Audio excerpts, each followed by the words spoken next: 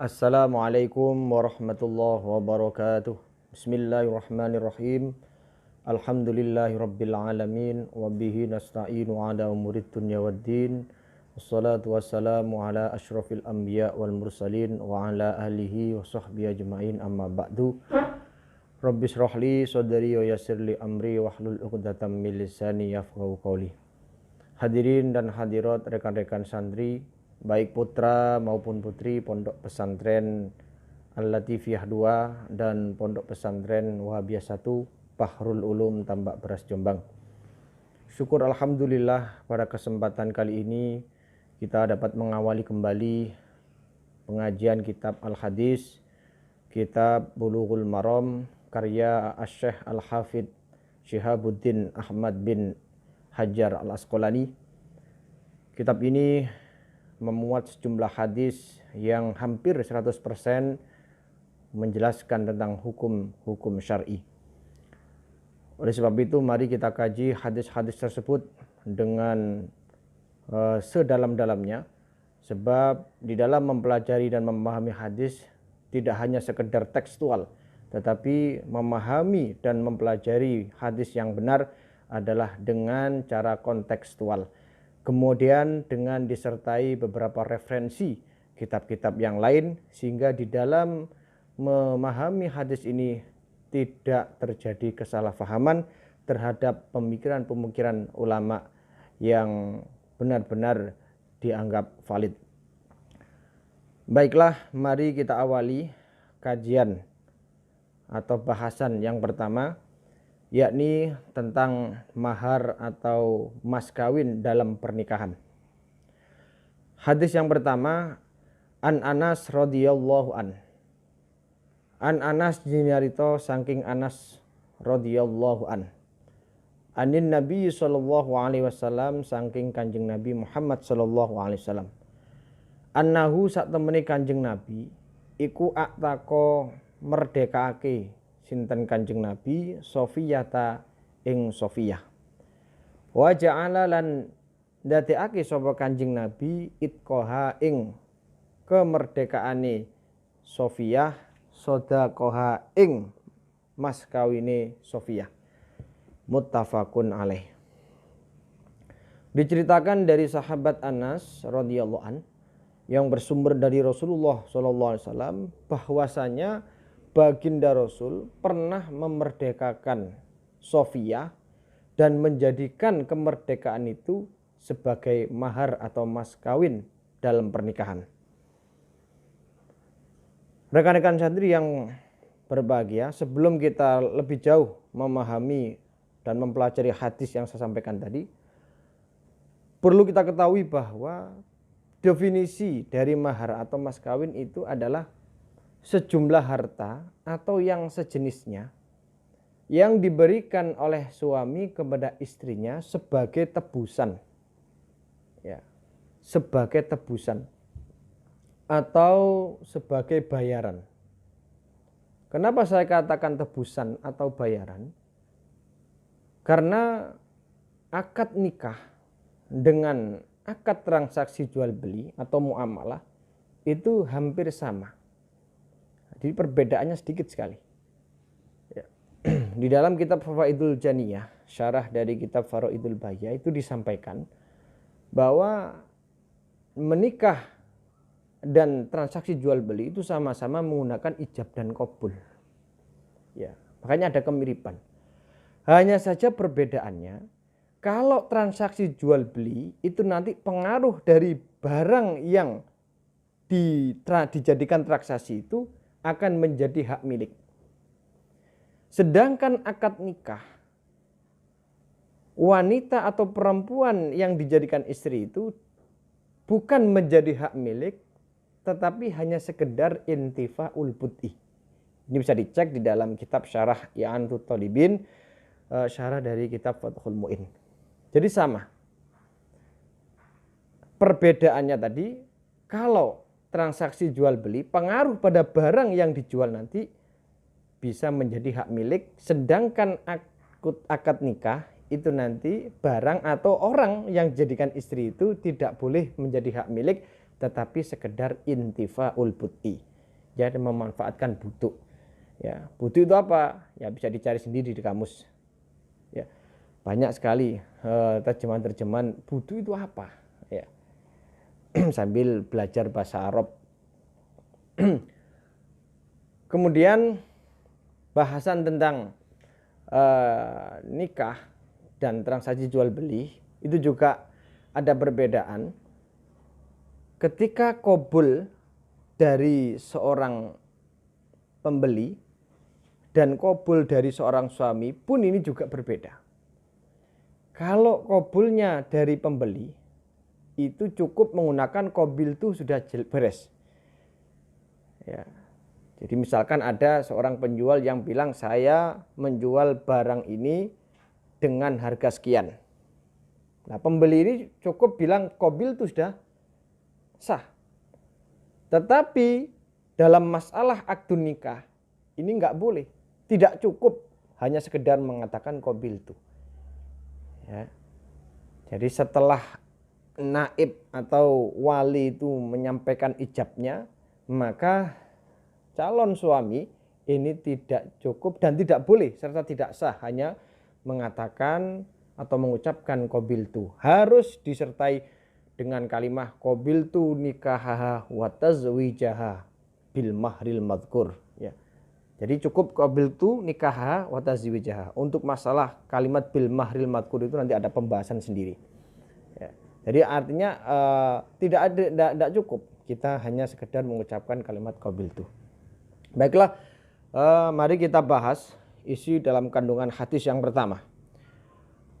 Nanti di dalam mempelajari hadis, ya terutama yang kita bahas ini hadis yang ada dalam kitab Bulughul Maram, itu yang akan kita pelajari adalah makna ijmalinya. Jadi makna secara global hadis itu apa. Kemudian juga ada asbabun nuzulnya. Tapi tidak semuanya, nanti hadis ada asbabul nuzul atau asbabul wurudnya. Kemudian ada juga istilah tahlilul lafzi, yaitu mengungkap atau membahas tentang kosakata yang ada di dalam hadis. Sebab antara talafut dengan makna ini nanti kadang nggak sama. Kemudian kita nanti juga ada istilah makna latifiyah. Jadi kandungan makna yang tersirat itu apa.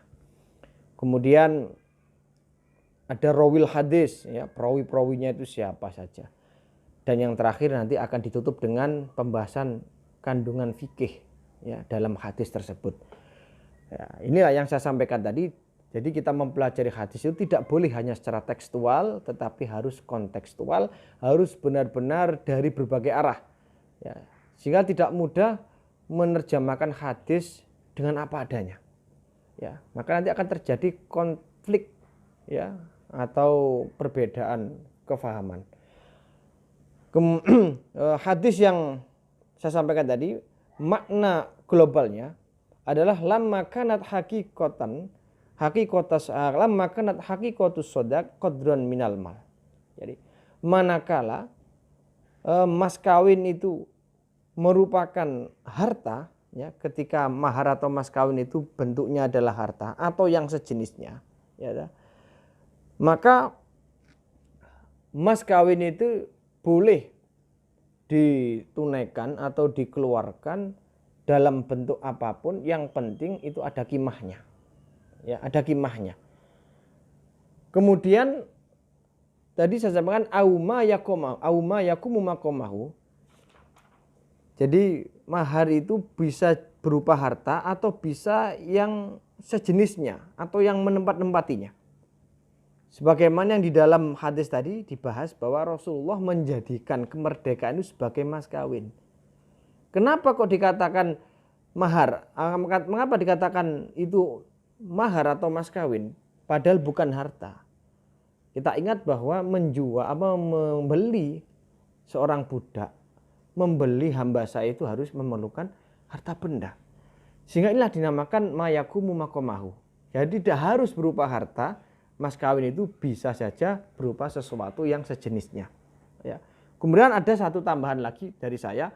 Ini ya saya ambilkan dari Kutubul Fiqih Al-Mu'tabaroh, kitab-kitab fikih yang mu'tabaroh, bahwa tidak hanya bentuk harta, tidak hanya sesuatu yang bisa dikimah, tetapi memberikan mahar dengan sesuatu yang bisa diambil kemanfaatannya. Bagi istri pun boleh. Ya. Tidak harus harta, tidak harus sejenisnya harta, tetapi sesuatu yang bisa diambil kemanfaatannya boleh. Contoh, memberikan mahar dengan dibacakannya surat Ar-Rahman misalkan, atau surat Al-Mulk, yang hadiahnya atau yang pahalanya itu dikhususkan kepada seorang istri, ini boleh. Nah, ini ada tambahan dari kitab-kitab fikih yang biasa kita pahami, yang biasa kita kaji. Kemudian wala syakka annal itqa fil ghalib yatatallabu qadran minal mal li husulihi. Ya. Dan tidak ada keraguan, ya, dan bisa dipastikan bahwa kemerdekaan itu dianggap sesuatu yang menempat-nemati harta, karena membeli budak itu pun juga dibutuhkan harta. Maka inilah yang dinamakan mayakumu makomahu. Ya, ini kemudian kosakatanya atau tahlil lafdzinya dalam hadis ini, bahwa Sofia itu siapa? Yang dalam hadis tadi Sofia itu adalah Huyai binti Akhtab. Jadi Huyai binti Akhtab. Kemudian Sofia ini dari keturunan Harun bin Imran, dan sebelumnya beliau itu menjadi istrinya Ibnu Abi Hakik, ya terbunuh dalam perang Khaybar, kemudian menjadi tawanan perang. Nah, budak itu asalnya dari tawanan yang diperoleh dari perang dengan orang kafir harbi. Kemudian tawanan ini menjadi hak miliknya Rasulullah. Kemudian Rasulullah menikahi yang namanya Sofia dan menjadikannya kemerdekaan itu sebagai mahar atau mas kawin. Walaupun nanti di akhir penjelasan atau di akhir keterangan nanti ada perkhilafan antara madzhabnya Syafi'i dengan jumhur ulama tentang masalah seperti ini, masalah kemerdekaan boleh tidaknya dijadikan sebagai bentuk mahar atau mas kawin. Kemudian yang terakhir, kandungan fikih hadis. Ya, ini kandungan fikih dalam hadis tersebut adalah sihatu ja'lil idki sodakon, bahwasanya sah menjadikan kemerdekaan itu sebagai bentuk mahar atau mas kawin dalam pernikahan. Wa hadza qaulu Ibnul Musayyab wan Nakhai, kemudian wa Tawus wa Zuhri dan seterusnya. Dan ini merupakan pendapat dari Imam Ibnu Musayyab, Imam Nakhai, dan Imam Tawus dan imam-imam yang lain yang masih berbau mazhab Syafi'iyah. Kemudian